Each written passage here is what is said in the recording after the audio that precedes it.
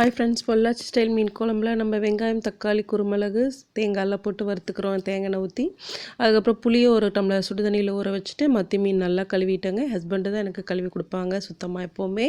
அதுக்கப்புறம் பார்த்திங்கன்னா மத்தி மீன் கழுவி தனித்தனியாக ரொம்ப சின்ன மத்தி மீனுங்க, ஏன்னா அதுதான் நல்லா குழம்புக்கு டேஸ்ட்டாக இருக்கும்.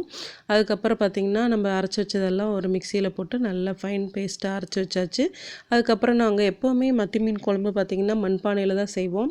அதுக்கப்புறம் வெங்காயம், கருவேப்பிலை எல்லாம் போட்டு நீங்கள் வணக்கறக்கு எல்லாம் ஒரு தட்டில் ரெடி பண்ணி வச்சுக்கோங்க. ரொம்ப அதிகமான வெங்காயம் வேண்டாம், கொஞ்சமாக போட்டால் போதும். இப்போ மண்பானை நல்லா சூடாயிடுச்சு.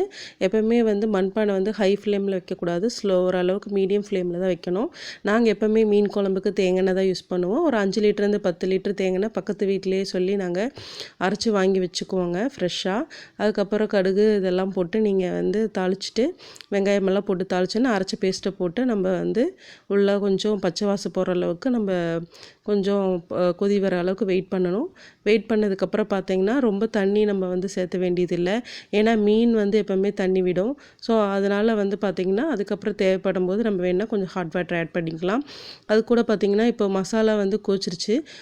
நான் புளி ஆல்ரெடி போடுறதுனால ஒரே ஒரு தக்காளி தான் மீன் குழம்புக்கு சேர்ப்பேன். தக்காளி மீன் குழம்புக்கு ரொம்ப சேர்க்க தேவையில்லை, புளிப்பாக இருக்கும். ஏன்னா நாங்கள் புளி கம்மியாக தான் சாப்பிடுவோம். உங்களுக்கு புளி வேணுன்னா நீங்கள் எவ்வளோ வேணுன்னா நீங்கள் சேர்த்துக்கிங்க. அதுக்கப்புறம் இந்த ஜாரில் இருந்ததை நல்லா கழுவி ஊற்றியாச்சுங்க. நான் என்னடா கையெல்லாம் போட்டு உழப்புறாங்களே, இவங்க சுத்தமாக செய்வாங்களான்னு நினைக்காதீங்க.